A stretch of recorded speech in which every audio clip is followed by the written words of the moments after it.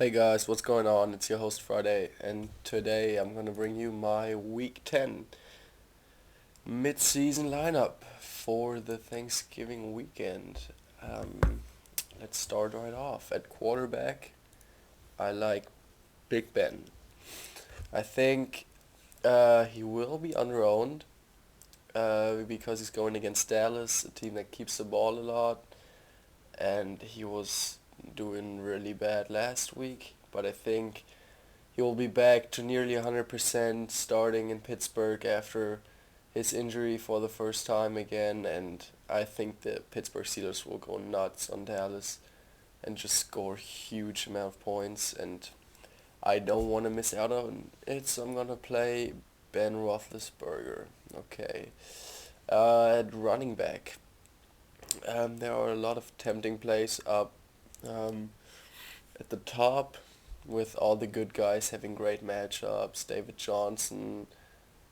I hear guys talking about his floor of 28 points and crazy stuff like that. So there's obviously great plays there, but since we're in a tournament, we want to go contrarian. So if these guys don't hit, that's when we come in. If you really believe in David Johnson and players like that, this lineup is not for you. But if you believe that, or if you want to take the chance against those guys, then it's your lineup right here. First running back will be Darren Sproles. The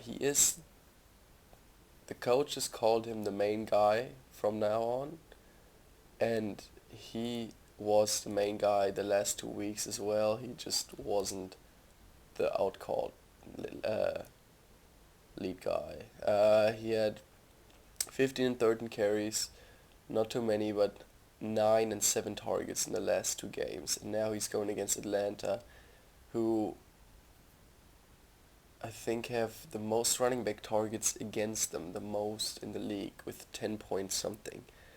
Um, he also returns punts and kickoffs, so there's the potential to score another 6 points for him, and I think he will go nuts this week. If he sees 10 targets, it's just going to be ridiculous for a price of 4,300. He's going to receive 6 or 7 of them for, let's say, 60 yards, and if he has 13 rush attempts again and scores a touchdown, that's 20 points. And I mean, he's my lock guy for this week. I'm feeling very very great about him early this week. Okay, the second guy will be up here. Nope, that's not him. Where is he? That Mark Ingram. Um, he will be one of the most underlooked guys, faded guys this week, I think, because people are scared of him and Hightower splitting carries. We saw what splitting carries did to him last week. He freaking killed it, and he was so good that I think New Orleans will give him the ball more often. And against Denver, that's one of the only things you can do. I mean, they proved to be the best defense, and against the pass, and people just run against them. I mean, even the Raiders had a huge game with Murray, who is really not a great running back, and I mean Mark Ingram being a lot better. If he sees half the potential or half the volume Murray got last week, he gets nearly the same amount of points. So I'm a really big believer in Mark Ingram as well this week. For wide receiver, we will go with Antonio Brown to start off. It's Big Ben throwing to him. As I said, they're gonna kill the Dallas Cowboys, and Ben Brown. I don't think you have to explain that stack. The other one will be Mike Evans. Chicago. I think this will be actually a shootout because Jay Cutler is doing or did pretty well in his first game back, and it was against Minnesota. I don't want to. I don't want to see how he does against Tampa Bay. I mean, it will be brutal. I think did very well against Minnesota, and Tampa Bay is just so much worse defending the pass. So I expect a shootout, and Mike Evans and my other guy in this game, Alshon Jeffrey, will get us all the points from this game. I think they're the main guys in both teams. The quarterbacks like to lock on to one receiver, and we can see 20 to 24 combined targets on those two, and a huge amount of points if we get lucky. The tight end will be another Pittsburgh Steeler. Will be Jesse James.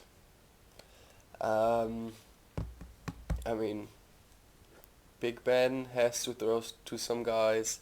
I didn't like the other receivers the last couple games I watched it. I mean, holy crap, they were bad.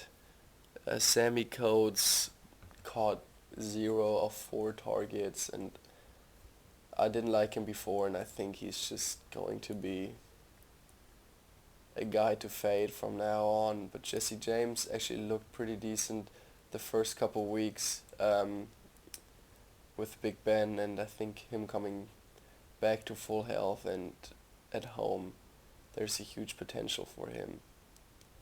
It's way too far down.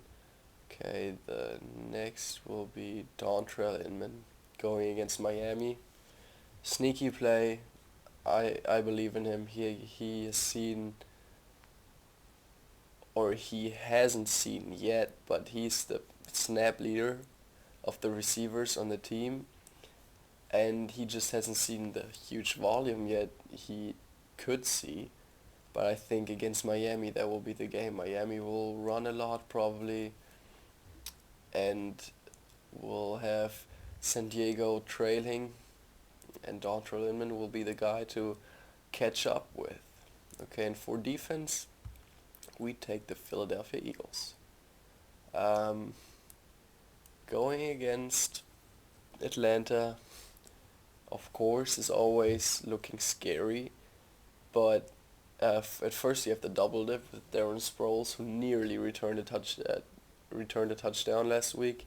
He stepped out of bounds on half a foot or something like that, and yeah, the Eagles actually put a lot of pressure on the quarterback, and Atlanta is not the best offense line to protect their quarterback. So I think there could be a potential of some sacks and pressure on Matt Ryan, who hasn't thrown that many interceptions, but there are some in there, and the Eagles could turn it around and prove that they're a good defense again after 2 not so great weeks. Okay, and my option for this week will be at tight end. If you don't like Jesse James that much, I believe in him. But you could also play Lance Kendricks. He saw 12 targets last game. Okay, it doesn't work yet. Okay, here 12 targets last game and 9 in 2 the games before. And I mean that's ridiculous amount of targets for a 3,000 bucks tight end, and he's going against the Jets. So I think there's a huge potential there as well. I will have 50% Kendricks in my lineups this week, but in this lineup we have to have a lot of points going on in the Steelers game.